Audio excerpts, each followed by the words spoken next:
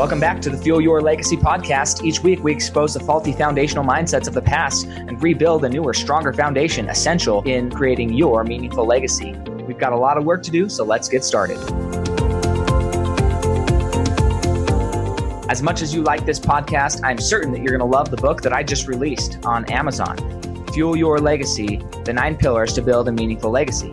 I wrote this to share with you the experiences that I had while I was identifying my identity, how I began to create my meaningful legacy, and how you can create yours. You're going to find this book on Kindle, Amazon, and as always on my website, samknickerbocker.com. Welcome back to the Fuel Your Legacy episode, and today we get to hear from somebody from one of my favorite places, Pennsylvania. Although I haven't been to his exact city, it's all beautiful out there. Different type beautiful than Utah for sure. His name is Wayne Herring. And if I said that wrong, you just let me know. You got it. That's right. Awesome. Perfect. He's a founder of a business builder camp, and his focus is to help men from all across the country grow their businesses into successful, thriving enterprises. And so that takes a lot of time, a lot of energy to make sure that we're doing things in accordance with who we are, and we're actually getting a lot of fulfillment out of it. He's an correct me if I'm wrong here, ultra marathon runner. I don't know how to say it. One time anyway. Well, at least one time. Hey, I ran a half marathon once and I swore them off for the rest of my life. I don't know that that'll ever happen again.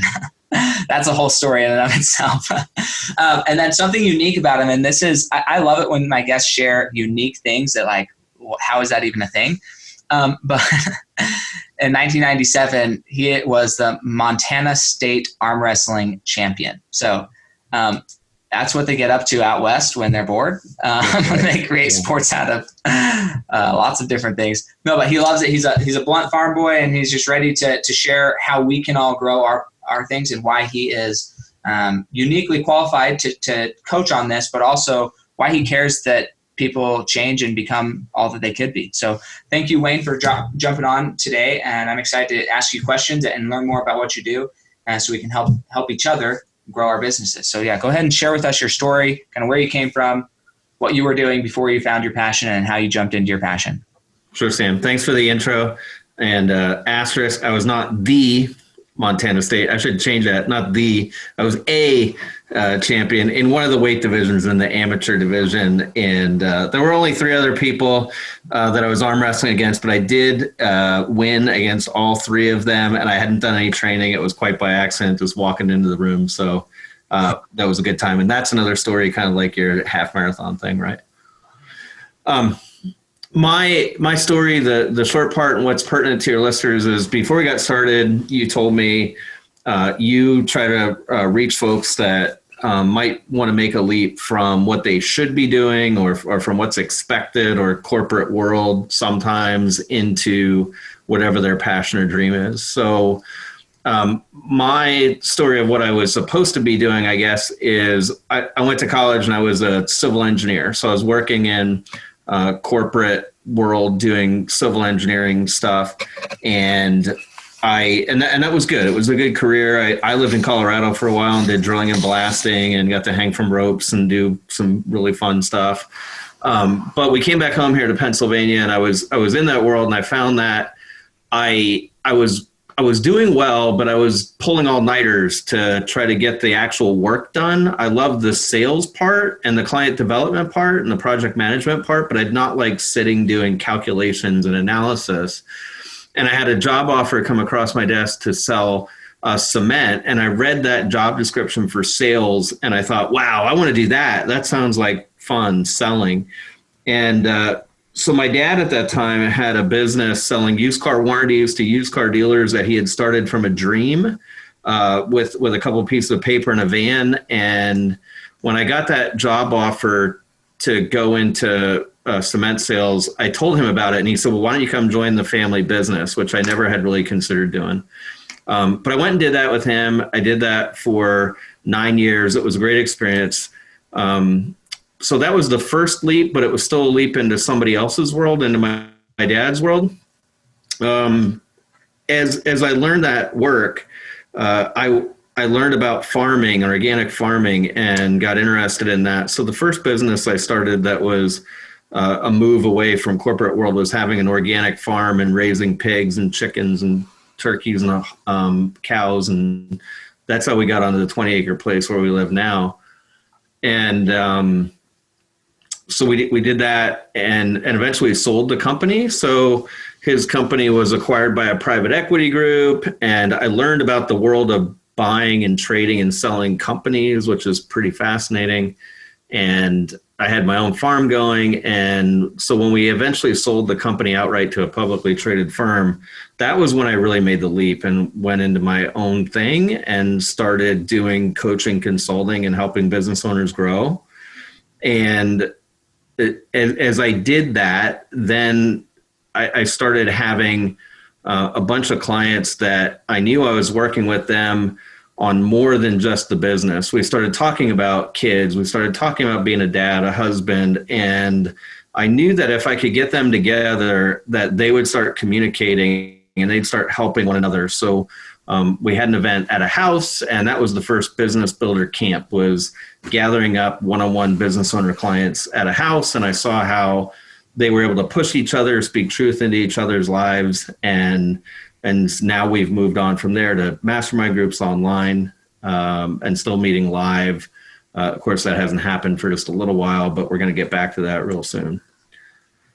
So hopefully that helps a bit. There's been a couple of leaps, and they are hard to make. It can be scary, right? But it can be real rewarding too. Sure. So let's talk about when you went from, you obviously went to school. How long does it take to become an engineer, to do what you were doing? Was it just 4 years, 6 years? I did 4 years of undergrad, then did 2 years of grad school at Virginia Tech, and met my wife in grad school. Yep. So 6 years. Yeah. So the grad school was worth it, because that's where you met your sweetheart. Yeah. We don't do engineering anymore, but we're still married. Awesome. And was she in engineering as well? Yeah, she was in my program. There was like 30 men and 4 women, and I married one of them. Stallion. Life is good. That's awesome. So, you invest 6 years into your life to become a civil engineer. Then you worked for a few years in civil engineering and made that transition out. In that world of civil engineering, what was it like making that jump? Like, were there people saying, "Oh my gosh, what are you doing? Why are you doing that? Don't do that. You're going to fail." Like, what was the resistance trying to just move from there into, ultimately your family sales business? Yeah, that word resistance is really applicable, isn't it? And I like how you say, what was the resistance? Because it's going to be different for everybody. The resistance was, there was some from family, like, you've got a 6-year degree, you spent all that time going to school, and it cost a lot of money, and I had a professional engineer's license that, took 5 years to get, and took a big test and all those guys. So there was some of that. The only thing I'll say, Sam, is that, first of all, I was running my dad's business. But also my family just tends to be pretty entrepreneurial. My grandfather was an independent coal miner. Him and a bunch of guys had a hole in the woods out, that they dug coal out and sold it. That was his business. And then before that, it was farmers, and farmers are actually pretty entrepreneurial. You take risks, you grow animals, crops, don't know how they're going to turn out. So that part, there wasn't a lot of resistance from that. And then there was certainly the internal resistance, though. Am I going to be able to learn a new trade? Am I going to be able to learn how to sell used car warranties? I've been a civil engineer. There was voices in my own head like that. Sure. And then how about from your wife's family, right? Because I know a lot of people, they experience, maybe their family's entrepreneurial. My family tends to be fairly entrepreneurial, and my parents specifically are extremely supportive. It doesn't matter what you want to do. You can say, I want to go paint rocks out in the woods, and they say, okay, great. How can we support you? They are the epitome of what I think the best parents could be, from a supportive, hey, whatever your dream is, let's go get it.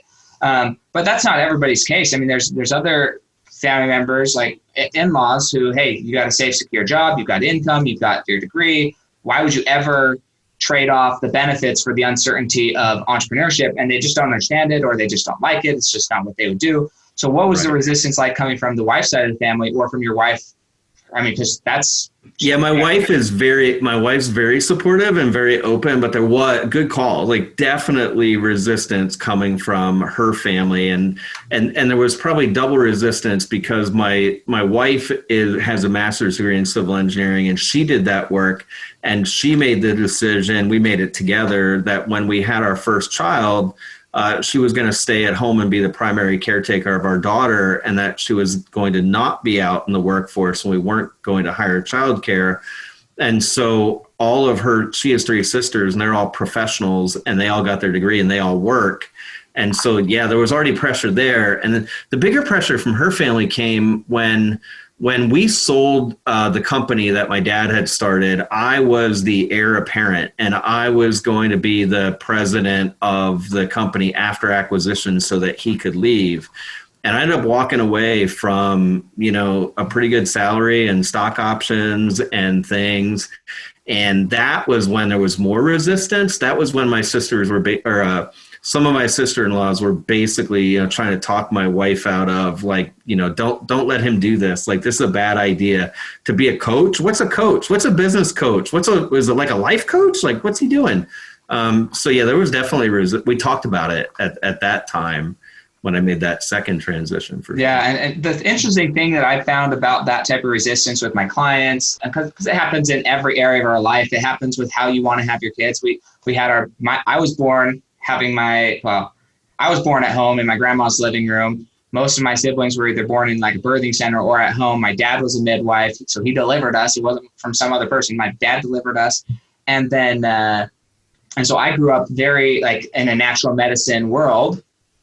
And my wife and her family, my wife's mom, she actually works at the hospital. She's had multiple siblings work at the hospital, pharmacists, nurses, so they're like all bought into the modern medicine, we could say pharmaceutical type medicine. And so even that, it happens in every area of our life. And I wanted to make sure we're applying this conversation to every area. Yes, we're talking about business right now, but these concepts, they happen everything. Are you going to send your kids to public school? Are you going to homeschool them? Are you going to get your kids vaccinated, not vaccinated? Are you going to feed them white sugar and white bread or no? Right. It happens everywhere. So these things are going to happen. And in a marriage, you have to kind of become one and separate, at least to a degree, from the influences of either side, right? And that can be a more difficult thing than many people think. And I'm sure as you're helping people, coaching them through acquisition or helping them build their businesses, you've run into that conversation because it happens in every business owner's life. So what's your best advice for helping people still be loving and respectful to their family and make sure that, they're not destroying relationships if they don't have to, but also say hey, here's my boundaries. This is what I'm doing. I don't actually want your input. I want your support. How do you go about coaching somebody through that? Yeah, so it does come up, and then it sometimes keeps coming up. So, for example, yesterday I was working with my mastermind group in Business Builder Camp, and one of the guys wants to go out and buy a new piece for his business. He's a farmer. He's actually a farmer, and he sells meat. And he's considering buying a stand within a big established indoor market, and it's going to cost a significant amount of money to buy that. And then we're brainstorming through, masterminding through profit and loss and all that kind of thing. But then the conversation comes up, my wife and the intersection of money and our family money and our business money and what we're putting at risk to go out and take a leap with this part of the business versus what we could use at home to, buy a new addition to the house or a new kitchen or whatever. And then, what my spouse's siblings and family, what they might say, that comes in all the time. I guess the best advice I have is, we often role play through conversations like that. And we, listening first is always going to be beneficial. And I think some of it, Sam, any kind of resistance, I have to become resolved internally that I am convinced I'm going to push through this. Because if I have that resolved internally, then as other people say things to me, it's not that I am more prepared to resist them. There's really nothing to resist. As people say things like that to me, I want to acknowledge that I hear them and I appreciate their concern for me. Mm-hmm. Like I hear you and I appreciate that you're concerned for me. I can imagine that it's scary to you that I'm doing these things, and I just appreciate that. I don't even really have to answer it, do I? I don't have to respond. I can just appreciate their love and the fact that they're concerned, and I'm going to go do it anyway without getting their, blessings, so to speak. Sure. Yeah, no, I love that. I think that's a big distinction, because I don't think that you really need anybody else's blessing. I love I don't know who said this, where it came from. So if you want to message me with this is who said that, go for it. But like, if there's no enemy within, then no enemy without can harm you, right? Nobody outside can harm you if you know what's at peace inside. And for me, that's how I've lived my life. I don't know how long, but it's long enough that I don't recognize I live my life that way until somebody brings it up. And I think that's huge. Understanding, look, you need to make the decision. I role play with my with my wife all the time. So I was like, hey, we're going to go tell our family this. Well, this is the questions they're going to ask. We don't know everything they're going to ask, but this is probably what the conversation is going to go like. So how are you going to respond? Are you going to let them walk over you? Are you just going to be quiet? Are you, like, do we care about sharing what we actually believe? Do we just not care? At family parties, do we speak up, or do we just say, okay, I'm here, I'm present, I'm happy to listen, but I don't talk very much? And that's for better or worse how it's happened for me. I just like, okay, I've talked enough that I know people don't always love what I have to say. Right. Not because I'm intentionally controversial, but just because I think differently. And so now I'm just like, okay, I can be here, and that I'm happy everybody else feels fulfilled, and I'll be here for the time I'm here, and then I'm going to go do what I want to do. But I think actually taking the time to role play that out actually adds a lot of benefit, and being clear about what each person's really wants and their goals are. Yeah. Well, I love that you said we go do that together. And I think that's a big part of pushing through resistance. If a married couple, since we're talking about business, if they can resolve all their internal things that are going, and I don't need to resolve everything with my wife. Just like in business on a leadership team, not everybody has to agree in order to then go out to their teams and say, hey, here's what we're doing. I don't necessarily have to agree with everything. But I can say my piece and then get in and get committed, and then we are going to do this. And to your point, it's not only business, right? It's how we raise our children.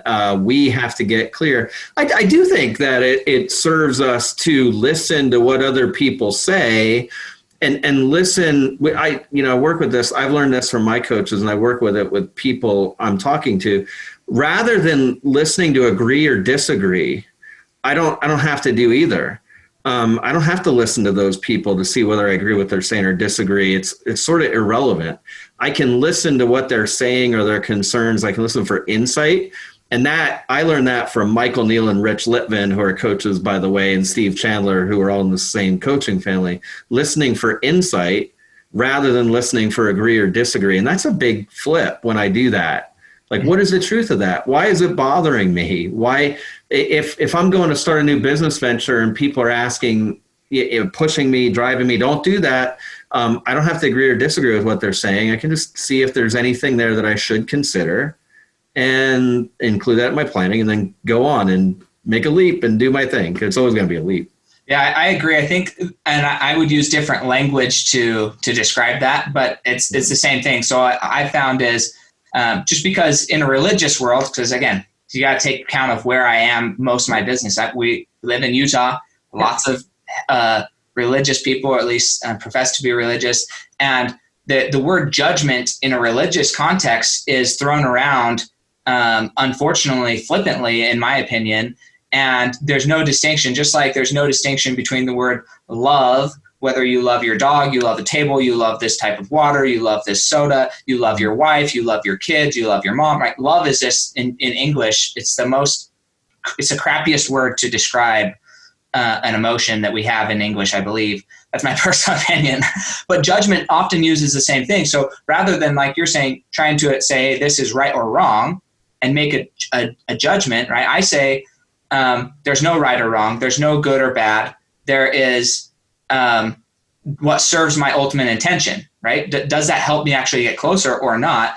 And more importantly, the moment I label something as I agree or disagree or I'm right or wrong, now I've condemned, I've put emotion behind that answer. And that's where a lot of this internal turmoil comes from, is now there's an emotion tied to I need to be right or that person's wrong. And there doesn't need to be that. It's just information. It's just there and you can choose to take it or leave it, but there's no emotion. A judgment call for me is seeking for, okay, how am I going to choose to behave moving forward for myself? Because we got to make judgment calls all day long. Absolutely. Judgment is an internal thing to dictate or to guide how you're going to behave and act. Condemnation is now when we say something, the way we're going to be is right or wrong. Mm-hmm. And people are looking for approval or condemnation rather than, okay, so that's how you behave in your life. Is there any benefit to me behaving a similar way? Like stopping at red lights. I think most people have decided it's beneficial for us all to stop at red lights. Right. When somebody doesn't, are they bad and wrong? Or did they just make a choice that potentially impacted somebody else's life for the worse? And now we get to deal with that in its own right. Yeah. So decisions are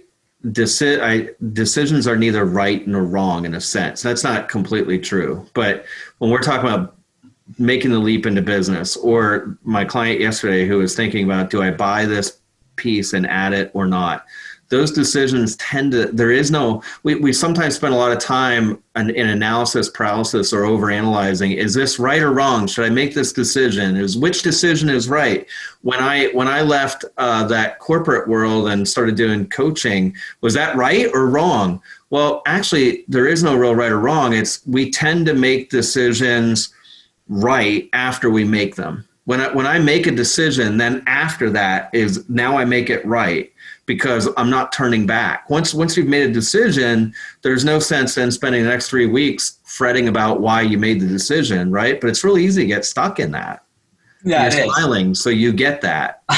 Yeah, I do. And that's why I wanted to bring this conversation out and really dig into it, because I think that's the crux of a lot of people's life, where they get this internal shame or guilt when they're trying to build a business. They're like, oh, did I do it right? They're always looking over their shoulder, looking to their coaches. Right. And I don't know, this goes back to a religious belief. I don't view God that way. And people can say their relationship with God's theirs. Mine is, he's a mentor, and I go to him and say, hey, this is what I'm going to do. Right. And then I do it. Go for it. Yeah. And then I do it and I learn from it. And sometimes it's other people look at you failed so big. You lost 10 grand. You lost 30 grand. I'm like, I learned. It was a really expensive lesson, albeit, but I learned never to do that again, right? So I don't walk around thinking I need to pray about every decision, or I need to ask my mom or whatever about everything. I just act, and then I learn, and I do my best to learn from other people's mistakes or take those under advisement before I make my action. And then I may succeed or fail in that direct action, but the end goal is not compromised by my success or failure in that one instant. Yeah, absolutely. Yeah, so that's interesting. So when you're coaching people, so you sold your business, you got a little resistance, you role played, got that taken care of, and then you're coaching. How did you find it? I mean, I imagine you got part of that sale money. I would imagine. I don't know, because I know it was your dad's company, but you helped him build it, I presume. So you would have got something.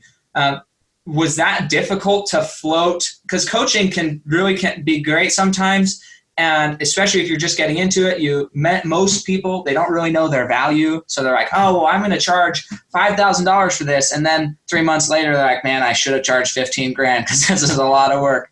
So whatever it is, we all learn that in the coaching industry, kind of what your real value is, where your value points are. You start out thinking, well, I can offer all these things. So I have experiences. And then you're like, okay, really, actually, I only need to talk about this one little thing. And I'll farm everything else out because and this is what I love about what you said in the very beginning, make a list of what you're doing right now. Make a list of what you like about what you're doing and what you don't like about what you're doing. Mm-hmm. and try and get as much of your time spent doing what you like doing. And there's always going to be some aspects of even what you like doing that you don't like doing at the moment. Right? There's always going to be an aspect of that.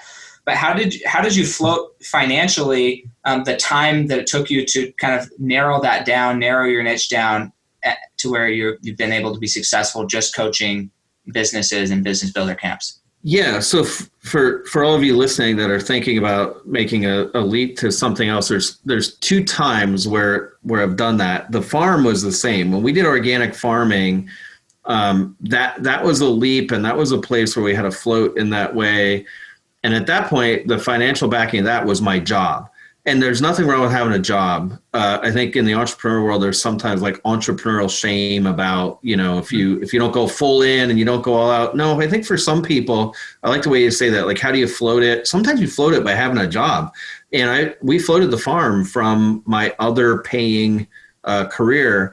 But what I did in the beginning, and that people can do, is I went and I copied off a successful farmer who had a model in another city, in the country close to a city. There's a guy in Southwest Virginia, Joel Saladin, that has a place called Polyface Farm. And I went there with tape measure and camera and notepad, and I copied his prices from his website, and I followed his production models. I read his books, and I did what he did.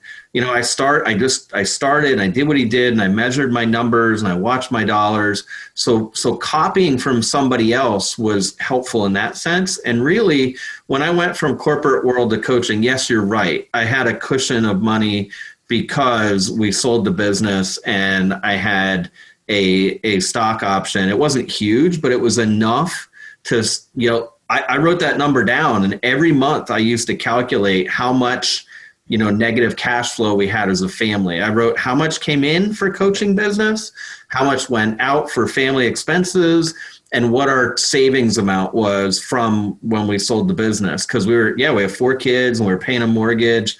So I have a folder with all those papers in it still, like January, February, March, and I wrote by hand. I'm a big believer in business owners, by the way, knowing their numbers by pencil and paper and being able to jot it down. And I think that helps you get a sense rather than just having it in the computer, or worse yet, not measuring at all.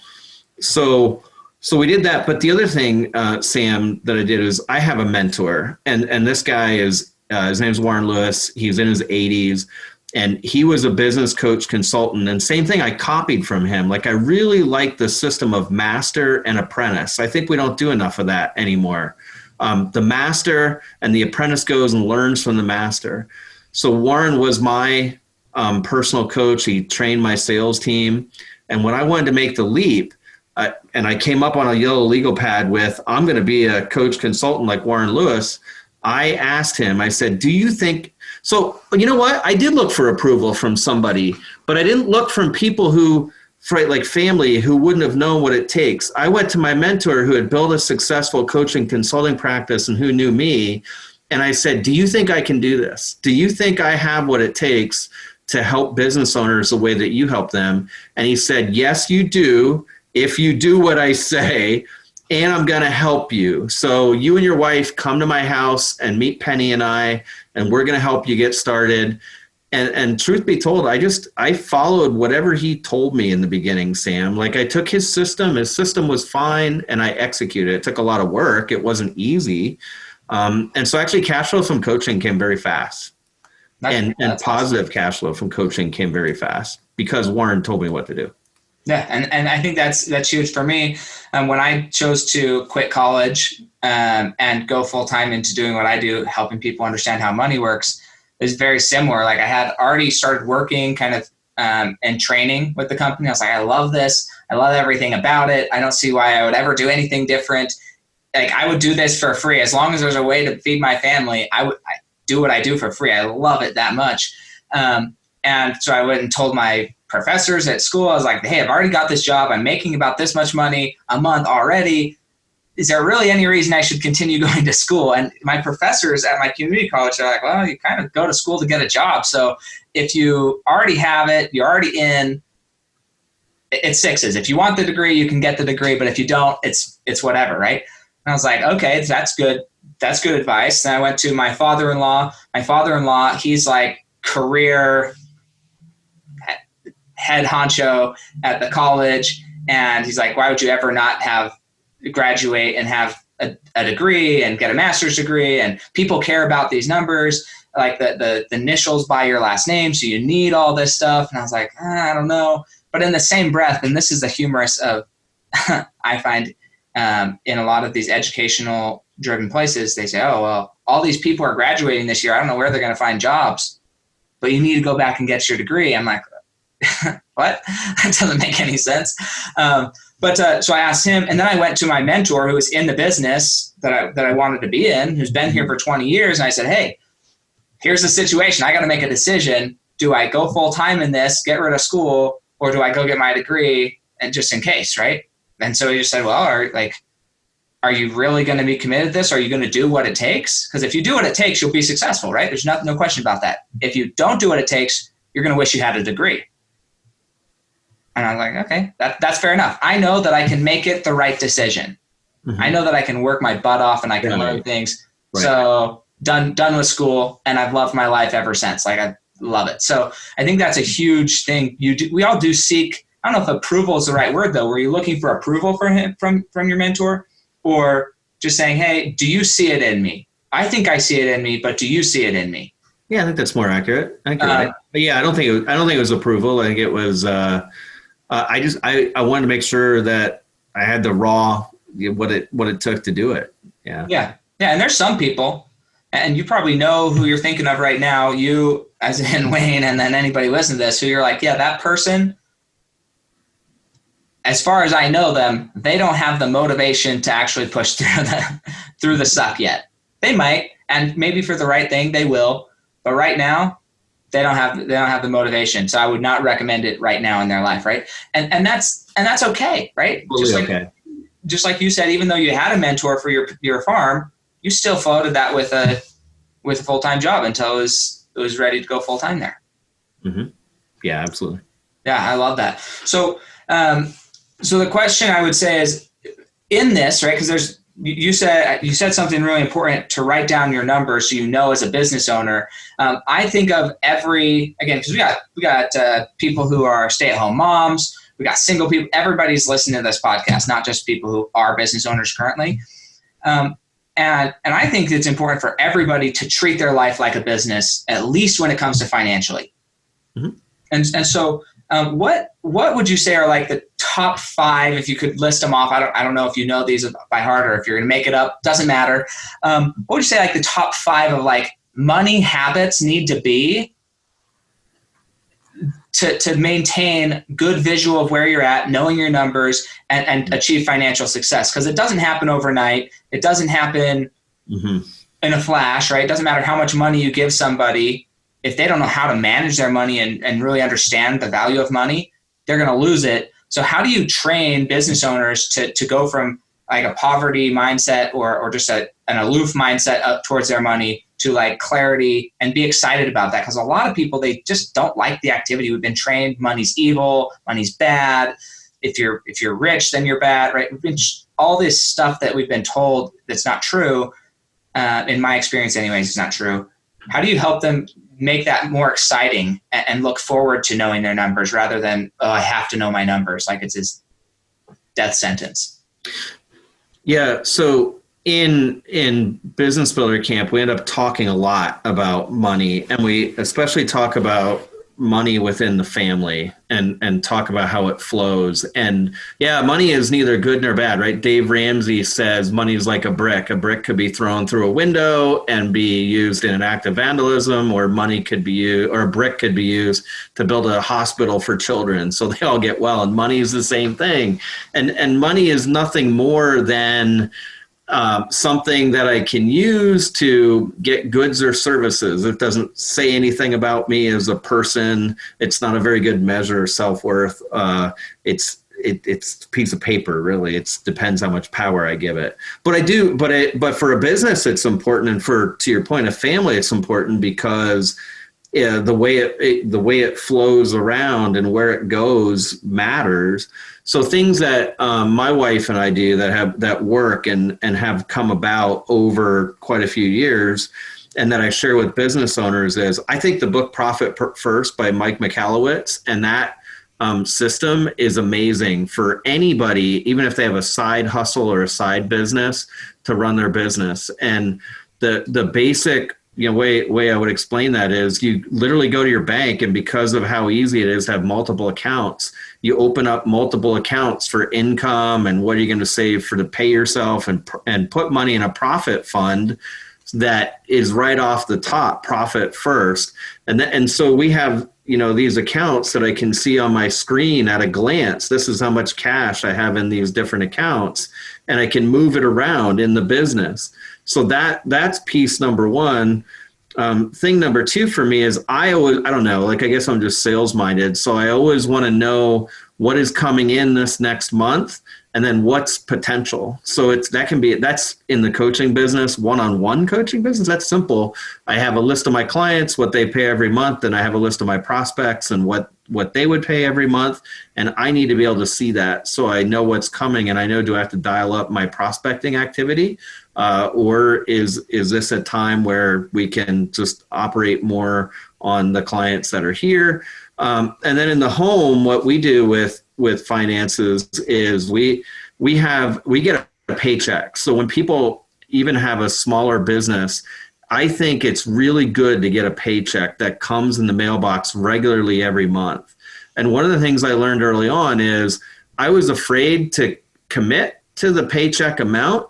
But then once I did, the money was always there. I always did what it took to have the money there. I remember buying a car probably 3 years into my coaching business, and on the finance application, it said, "What's your income?" And I was like, well, I haven't been taking regular checks, right? So I wrote a number down, and I'm like, from this point forward, I promised the car finance people that's what I make. So we always have. Ever since then. So there's something about will, and we're going to make this amount of money, and then you do it. The other thing that works for us really well at home is we get that paycheck, and then I have a separate money market that we transfer the profit from the business. We transfer that profit money over into the money market, and then that way every month, whatever we need to draw, to make our monthly expenses as a family, that comes out of the money market fund.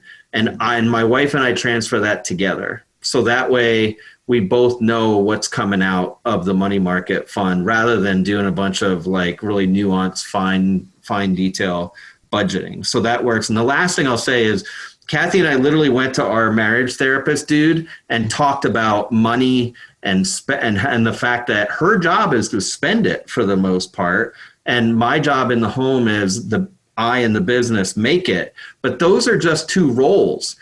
We have to be careful that I'm not asking questions as though she's spending it and questioning the spending, because that's her job. It's in a business where there's accounts payable and receivable. They're just roles. Doesn't need to be any emotion about it. So yeah, going to a marriage counselor, somebody, if you're in business with your spouse, and talking about how do we talk about money is, I don't know how many I gave you there, but those things are really important. No, I actually love that. My wife and I, we never went to a marriage therapist, but I think, and you see this from business side, right? Business contracts, but marriage is actually one of the largest and probably the most impactful business contracts you're ever going to sign your name to.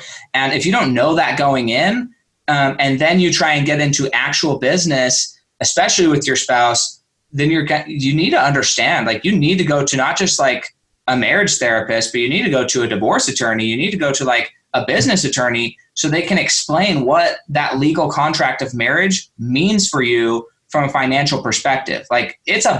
Most people are so oblivious to it, and it's fine, because 99% of the people, they just work for somebody else, and it's super simple. But when you get to enter the business world, think of what happened with, this is just last year, maybe this year, Bezos lost half of his wealth because he didn't have stuff in order when he started his companies. That stuff is real. It happens, and it needs to be aware of. but also it's fascinating we went to a marriage therapy or a marriage class for my sister because she went to school to be a marriage therapist. And so we went to one of her like workshops that she needed to do for her degree. Sure. And it was fascinating because my wife and I, we've been very open from the beginning about our money. I do the budgeting every week or like the check, making sure everything I's are dotted, T's are crossed. And so I say, hey, what was this charge? What was it for? Where'd you go? Not because I care. Not questioning. Not questioning. I just need to know what it was so I know how to categorize it, right? It's a very different thing. And that's a very normal relationship. But she doesn't necessarily call me and check. If she wants to do something, she says, hey, which card do I put this on? Okay, that's a question. Just where's the money right now? That's a different question than can I do this? Yeah. And but we were in this marriage therapy class. There's a bunch of newlyweds at BYU University. And this is not a slam on BYU. Okay, I'm not saying that. But in this marriage therapy class, and there was 3 or 4 couples there who, when it came to that section of the class on money, they're like, oh, well, every time we talked about it, it just was causing arguments and we just don't like contention in our home. So we just decided we weren't going to talk about money anymore. And these are like 2-3-year-old marriages. And I was like, oh my gosh, you cannot make that decision. Like you're in for divorce. Like that's signing up for divorce the moment you make money something that you can't discuss in your relationship. Yeah. Which is unfortunate to say. Hopefully you get to a marriage therapist who can help you before you actually sign the divorce papers. But you got to learn to talk about money open, frequently, or unemotionally. Yeah, and it doesn't have to be a therapist. That's like I said, one of the things about. So I'm in a mastermind group. I'm a member of a mastermind group right now, where I go to be around a bunch of other similar-minded business owners, and that was a topic just 4 or 5 weeks ago. And these are some people that have a lot of resources. There's one particular guy. Has a lot of resources, has 2 very successful franchise locations of a food franchise that you would know, and a lot of money coming on that. What he said was, my wife and I are having a hard time talking about buying a cabin together because just for so long we haven't talked intentionally about where the money goes. And even though we have it, this is a bigger expenditure than we've made in a long time. So how do all the rest of you communicate about money? And how do you communicate the money that's the businesses versus the money that's the families? I think it's important that we find a place to talk about that. So it's something that I talk to my guys about a lot because I'm very open and I'm very willing to say, yeah, Kathy and I were at the marriage therapist. And I don't expect everybody to be that vulnerable. I think that's my duty as a coach to be vulnerable and let people see behind the curtain. But it's important that you have some other people to talk to about that. And it's totally important that I guess if you and your spouse are fighting about it, then that's the indication that, okay, well, we're fighting about it. So let's talk about why we're fighting. Let's step away from what the conflict is. We sure can't brush it under the rug. Yeah. That's not a good game. It was funny when they said that. I was trying not to laugh because it's like so outrageous of a statement. I'm like, oh my gosh, I can't laugh at you, but you got to get this. Well, that's where we listen for insight. And then we say, now, where inside my marriage am I doing something similar? Because if I'm inclined to laugh for me personally, if I laugh at other people for the stupidity of what they're saying, the likelihood is it's that old, if one finger is pointing at those other people, there's 3 pointing back at me.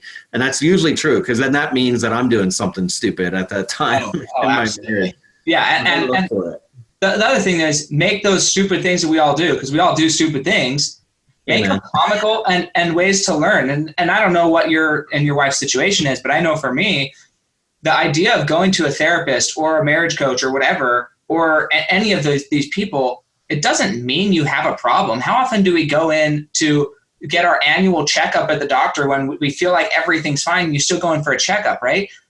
Even in my experience, to take your relationships to the next level, oftentimes you need somebody who sees a lot of different perspectives and say, okay, yeah, everything's going good, but what if I could make your marriage 10% better? Would that be worth it to you? Yeah. Would you pay me $10,000 to make your relationship 10% better?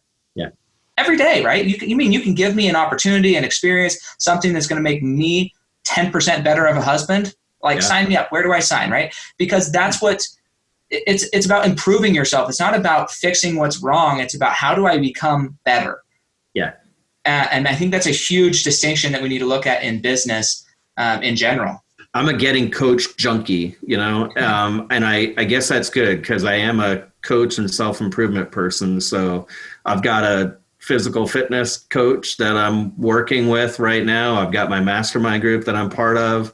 Back when I was doing business with my dad, we had consultants who came in and a consultant would come in and I'd always say, like, hey, we're going to jump up on the table and you do exploratory surgery. We're going to tell you everything, because if I hold anything back, you're not going to be able to help me to the best of your ability. So to your point, yeah, I love having people come into my life and speak truth into my life and ask me on questions that make me uncomfortable, but then help me grow. Oh, it's the best. Yeah. It's invigorating for me. My wife is not quite to the where she loves that aspect of it. Oh, no. My wife doesn't like to go into she's not in love with it. I'm the coach junkie. I'm the one, but she goes. Yeah. My wife will go, and she's getting better at it. She just needed it in her own way. So we got her own coaches. My coaches won't align with her. She has her own coaches, which is great.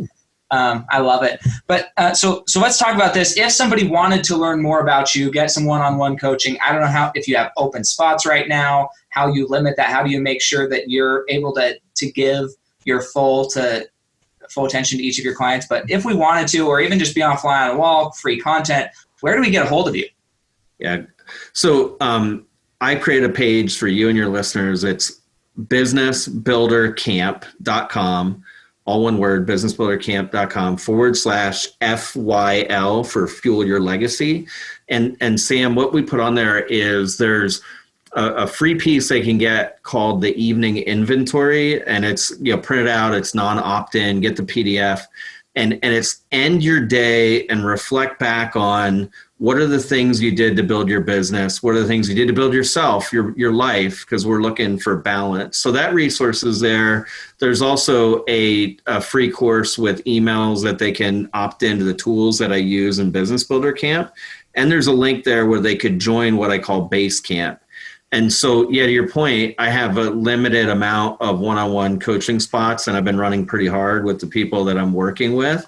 But Business Builder Camp is mastermind groups, and then Base Camp is a place where I get people into the rhythm of the work that I do with my one-on-one people. So we get them a hard copy of stuff in the mail, a journal, a plan sheet where they can plan out the next 120 days, a wheel of life, and then they start getting videos, and they can come to a coaching call that is open format with the other members of Base Camp twice a month, where we can talk about growing their business, where we can talk about the intersection of money and life.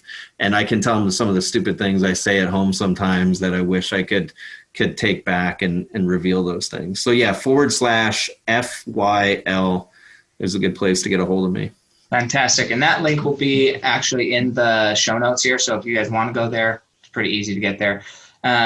Awesome. And then this is Legacy on Rapid Fire. And you listened to one episode, so hopefully you know what this is coming up. But this is one of my favorite parts of the episode because it's just quick knowledge. Whole section, hopefully it'll be less than a minute or so. 1 word to 1 sentence answers.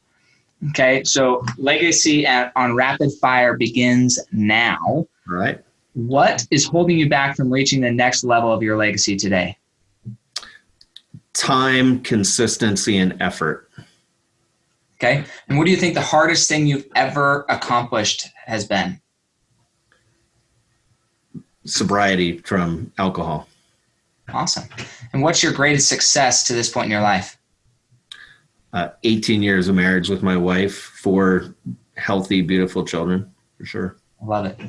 And what is one secret habit, mindset, or behavior that you believe contributes most to your success?